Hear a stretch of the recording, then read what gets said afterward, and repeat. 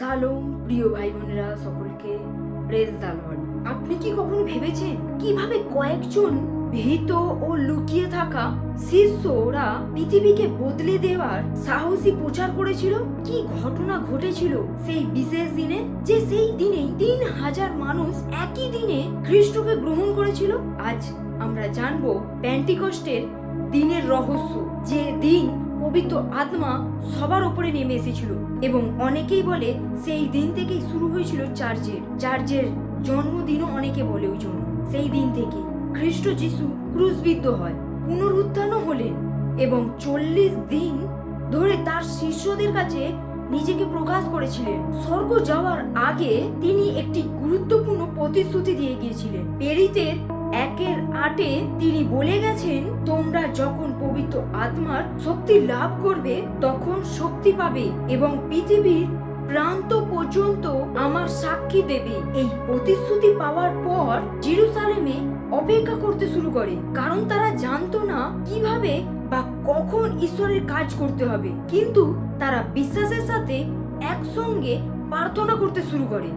আর তারপর সেই মহান দিন এলো, পেন্টিকস্টের দিন। পেন্টিকস্টের শব্দের অর্থ হলো 50তম দিন। পেন্টিকস্ট ছিল ইসরায়েলবাসীদের জন্য একটা উৎসবের দিন, যাকে সপ্তাহের উৎসব বলা চলে বা শস্য কাটার উৎসবও বলা চলে। এটা নিস্তার পর্বের 50 দিন পর পালন করা হয়। তোমরা দেখে নিতে পারো, লেবীয় পুস্তকের 23:15 থেকে 16 পদে লেখা আছে। নতুন নিয়মে যীশু খ্রিস্টের পুনরুত্থানের 50 দিন পর পেন্টিকস্টের দিনই পবিত্র আত্মা শিষ্যদের উপরে আসে। প্রেরিতের 2 বাক্যতে পড়লে আমরা জানতে পারবো, হঠাৎ আকাশ থেকে বাতাসের মতো শব্দ হতে শুরু করে। সেই শব্দ গোটা ঘরে ভরে গিয়েছিল। এরপর আগুনের মতো কিছু একটা দেখা গিয়েছিল এবং প্রত্যেক বিশ্বাসীর ওপরে স্থির হয়ে গিয়েছিল। তারা সবাই পবিত্র আত্মাতে পরিপূর্ণ হয়ে গিয়েছিল। এরপর এমন কিছু ঘটেছিল যেটা সবাইকে অবাক করে দিয়েছিল। শিষ্যরা সবাই বিভিন্ন ভাষাতে কথা বলতে শুরু করেছিল। সেই সময় পৃথিবীর নানা প্রান্ত থেকে জেরুসালেমে এসেছিল ওই উৎসব পালন করার জন্য। তারা বিস্ময়ের সঙ্গে শুনতে পেল যে সেই সাধারণ গালিলীয় লোকেরা তারা অন্য অন্য ভাষায় ঈশ্বরের মহৎ কর্মের কার্যর ঘোষণা করছে। এটা কোনো দর্শন ছিল না, এটা ছিল ঈশ্বরের শক্তির প্রকাশ। প্রশ্ন হতেই পারে, কেন এটা ঘটেছিল? প্রথম কারণ হলো, ঈশ্বর তার প্রতিশ্রুতি রেখেছিল। যিশু যা বলেছিল সেটাই সত্যিকারেরই পূর্ণ হয়ে গেল। ঈশ্বরের মুখের কথা কখনো মিথ্যে হয় না। দ্বিতীয় কারণ হলো, সুসমাচার সমস্ত মানুষের জন্য ছিল। বিভিন্ন ভাষায় কথা বলার মধ্যে ঈশ্বর দেখালেন যে তার প্রেম কোনো জাতির জন্য না, না কোনো ভাষার জন্য না, না কোনো সংস্কৃতির জন্য নয়, গোটা পৃথিবীর মানব সন্তানদের জন্য। তৃতীয়ত, ঈশ্বরের কার্য কোনো মানুষের শক্তি দ্বারা না, পবিত্র আত্মার শক্তিতে সম্পূর্ণ হয়। যারা আগে ভয়েতে দরজা বন্ধ করে বসেছিল, সেই একই শিষ্যরা হাজার হাজার মানুষের কাছে সাহসের সাথে যিশুর সুসমাচার প্রচার করছিল। পবিত্র আত্মা তাদের জীবন পাল্টে দিয়েছিল। আজ আমরা এদিকে কি শিখতে পারি? বন্ধুরা, আজকে পেন্টিকস্টের দিন শুধু একটা ইতিহাসের ঘটনা না, এটা আজও জীবন্ত সত্যি। ঈশ্বর আজও তার সন্তানদের ওপর পবিত্র আত্মাতে পরিপূর্ণ করে। হয়তো আজকে আপনি দুর্বল, ভয় পাচ্ছেন, হতাশার মধ্যে আছেন, কিন্তু সেই আত্মা পিতরকে সাহসী করেছিল। যে আত্মা প্রথম চার্চ গঠন করার জন্য যে শক্তি দিয়েছিল, সেই আত্মা আজও কাজ করে। তাই আজকে ঈশ্বরের সামনে আসুন, প্রার্থনা করুন, আজকে তার আত্মা দ্বারা পরিচালিত হন। পেন্টিকস্টের দিন আগুন নেমেছিল শুধু মাথার উপরে না, তাদের হৃদয়ে। আর সেই আগুন পৃথিবীকে পরিবর্তন করেছিল। প্রশ্ন হলো, আজ সেই আগুন কি আপনার হৃদয়ে জ্বলে উঠেছে? যদি জ্বলে উঠে থাকে, তাহলে সেই আগুন কখনো নিভতে দেবেন না। তাই ঈশ্বর বারবার বলেছে, জাগিয়া থাকো। তাই ঈশ্বরই পারে আমাদেরকে সেটা থেকে জাগিয়ে রাখতে। কিন্তু আমাদেরকে একটাই কাজ বলেছে ঈশ্বর। মথি 6:6 বাক্যে বলেছে, দ্বার রুদ্ধ করো এবং প্রার্থনা করো, যে গোপনে আছে সেই তোমার প্রার্থনা শুনবে। তাই গোপনে প্রার্থনা, পার্সোনাল প্রার্থনা অবশ্যই সবার জন্য দরকার হয়।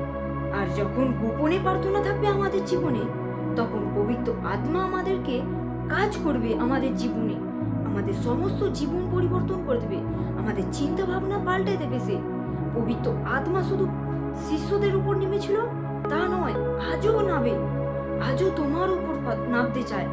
আজকের দিন হয়তো পেন্টিকস্টের দিন সেই হতে পারে, কিন্তু তার জন্য প্রত্যেকটা দিন, প্রত্যেকটা মুহূর্ত মূল্যবান তোমাকে নিয়ে। ঈশ্বর তোমাকে প্রেম করে আর তার আত্মা তোমার উপর দিতে চায়।